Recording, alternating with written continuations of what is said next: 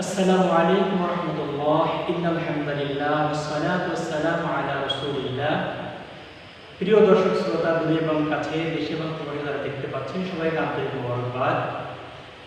আমাদের সন্নিকটে রয়েছে পবিত্র ঈদুল আজহা তথা কুরবানির ঈদ।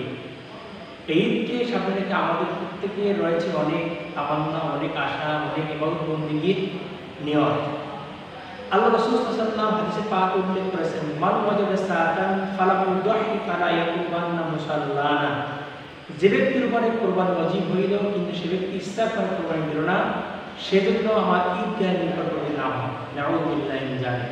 রাসূল আকরাম সাল্লাল্লাহু আলাইহি ওয়াসাল্লাম সারা জীবন উম্মতদেরকে নামাজ পড়তে বললেন, উম্মতদেরকে আল্লাহর জন্য ইবাদত করতে বললেন। সেই নবী বলেছেন, যার উপরে কুরবানি ওয়াজিব হইল কিন্তু কুরবানি দিল না, সে ব্যক্তি যেন ঈদগাহের নিকটবর্তী না হয়। এই হাদিস দ্বারা বোঝা যায় কুরবানি অত্যন্ত গুরুত্বপূর্ণ একটা ইবাদত, যে ইবাদত মানব জীবনের অনেক অংশে জড়িত থাকে। এজন্য আমাদের কুরবানি ওয়াজিব অবশ্যই দিতে হবে।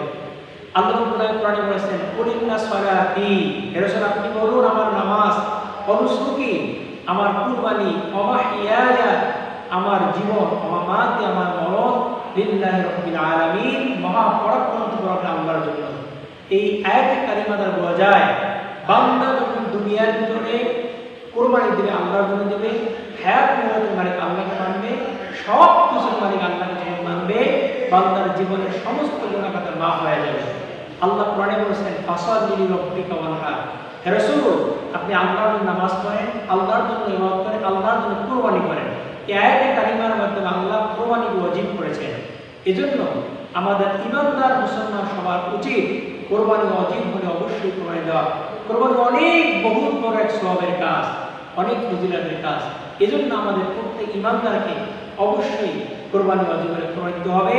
আল্লাহ আমাদের প্রত্যেককে ঈমানদার মুসলমান হিসেবে এই ইবাদতবন্দি করার মধ্যে আল্লাহর প্রিয় বান্দা হওয়ার তৌফিক দান করুন। আমিন। আসসালামু আলাইকুম ওয়া রাহমাতুল্লাহি ওয়া বারাকাতুহু।